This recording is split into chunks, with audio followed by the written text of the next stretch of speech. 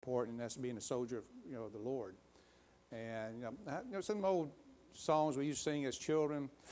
What's that one song? I'm in the Lord. What? I may never what? And I've got to have the thing. It's been so long since I've heard it, infantry, But you know what? I'm in the Lord's army. Each one of you, you're in that. And each day you've got to prepare yourself when you go out to realize you got a battle today. And it won't be respected here today, but one day in eternity, you're going to see what it meant to be in the Lord's army. And we don't get medals in heaven, but what do we receive? Rewards and crowns. That's going to be far more important than anything that anybody could ever pin on my chest as far as medals that you can get here. There's a lot of special medals you can receive, but nothing's going to matter as much as what it means to receive that on the Judgment Day. So do remember those things when we think about, today, we need to remember that. But do remember we've got something even as important or more important, and that's what we do for the Lord today. My wife and I'll give a quick introduction again. My wife and I were missionaries in China, been there for 28 years. 8 churches are established. We've got Chinese pastors pastoring the churches. The church is underground. We have to do it underground. We can't do it openly. But yet God's given me special favor with the Chinese government. They know I'm a Christian. They know I bring even Christian students in from Pensacola Christian College. They know what we're doing, but there's a way to work with these countries in a way that they will accept who you are. And you might not have thought about this, but what made Joseph so great in Egypt? Was it just because God put favor dust on his head? If you think about it, when he was at Potiphar's house, what did he do? He served the Potiphar, and he ran the whole house. So Potiphar said he didn't know what his left hand or right hand did because Joseph did it all. When Joseph went to prison, what did he do? He ran the prison. Later, when he's brought in to be Pharaoh's second man, he ran the country. He provided a service to the people.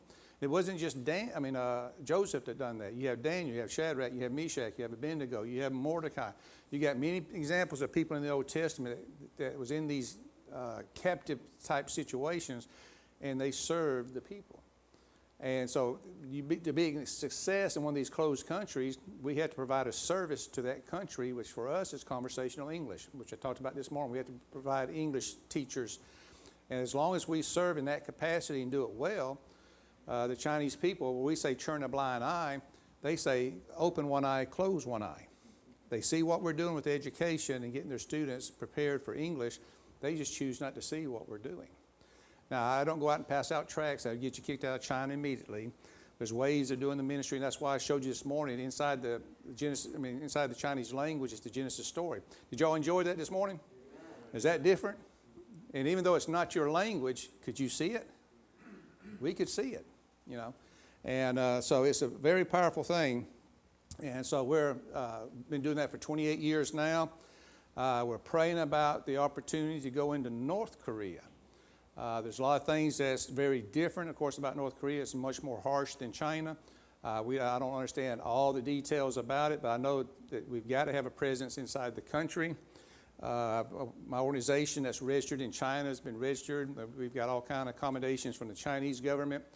And our State Department has said that, organizations like mine would be useful in North Korea because we do know how to work with the Chinese officials. We're not just upstarts trying to cause all kind of trouble, but we'd be able to work with the government. And so my paperwork's in Washington, D.C. right now to be one of the first organizations approved to go into North Korea on a humanitarian type platform.